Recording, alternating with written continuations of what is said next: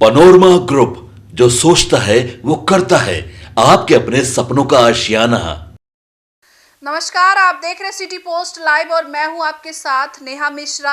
आज की सबसे बड़ी खबर आपको सबसे दिलचस्प राजनीतिक विश्लेषण, बिहार विधानसभा चुनाव 2025 का ऐसा नतीजा जिसने पूरे देश को चौंका दिया है, आपको बताने जा रहे हैं। आरजेडी ने इस चुनाव में बीजेपी से लगभग 4 लाख ज्यादा वोट हासिल किए, लेकिन इसके बावजूद सीटों के मामले में आरजेडी को करारी हार का सामना करना पड़ा और उसे करीब 64 सीटें कम मिली।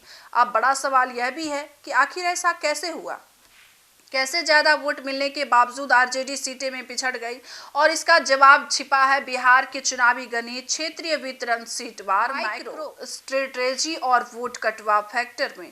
पहला फैक्टर वोट शेयर बनाम seat of conversion ratio. Bihar की राजनीति में हमेशा से यह देखा गया है कि वोट शेयर बढ़ने वाले मतलब हमेशा सीट बढ़ाना नहीं होता।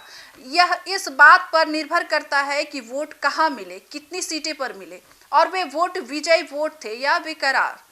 इस चुनाव में आरजेडी को शहरी और बड़े निर्वाचन क्षेत्रों में भारी वोट मिले। कई सीटों पर आरजेडी ने 1 से 1.5 लाख के बड़े अंतर से वोट हासिल किए, लेकिन ये जीत में परिवर्तित नहीं हो पाए क्योंकि उन सीटों पर मुकाबला त्रिकोणीय था या बहुकोणीय था।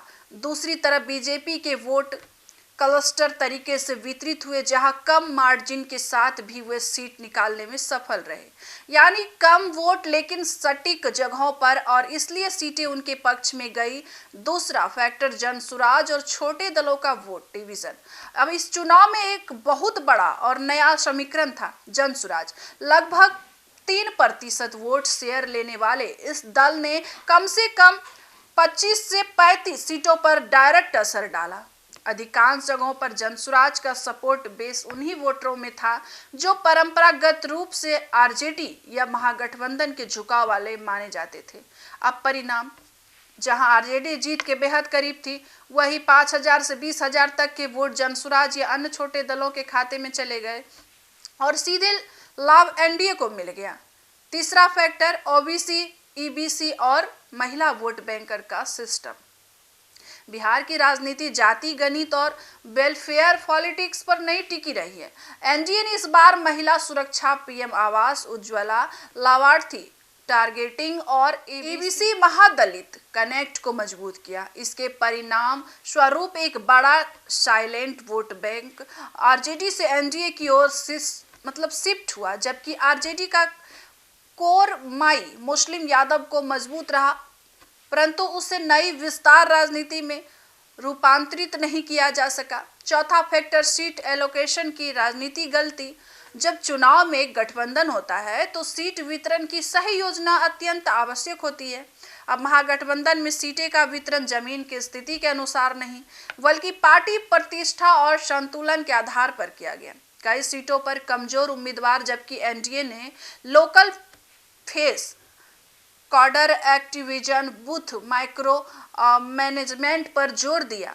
अब पांचवा फैक्टर कैंडिडेटिंग और ग्राउंड मैनेजमेंट। चुनाव सिर्फ लोकप्रियता का खेल नहीं, बल्कि बूथ स्तर पर मैनेजमेंट, माइक्रो प्लानिंग और पोलिंग डे वर्किंग का खेल होता है। एनडीए ने पन्ना प्रमुख महिला जागरूकता, लाभार्थी टच पॉइंट, माइक्रो टारगेटिंग और व्हाट्सएप सेल से नेटवर्क के जरिए कन्वर्जन रेट बढ़ाया। आरजेडी ने बड़े जनसमूह और सोशल मीडिया नैरेटिव बनाए, लेकिन कई क्षेत्रों में बूथ ग्राउंड मैनेजमेंट उतना ही प्रभावी साबित नहीं हुआ। नतीजा क्या निकला? आरजेडी को मिला वोट बहुत, सीटें कम। अब बीजेपी को मिला वोट कम, सीटें ज्यादा। जनसुराज रहा किंग मेकर नहीं किंग ब्रेकर। इसलिए कहा जा रहा है राजनीति में जीत वोट से नहीं, जीत सही जगह मिले वोट से होती है। ऐसे ही खबरों के लिए बने रहिए हमारे सिटी पोस्ट लाइव के साथ। धन्यवाद।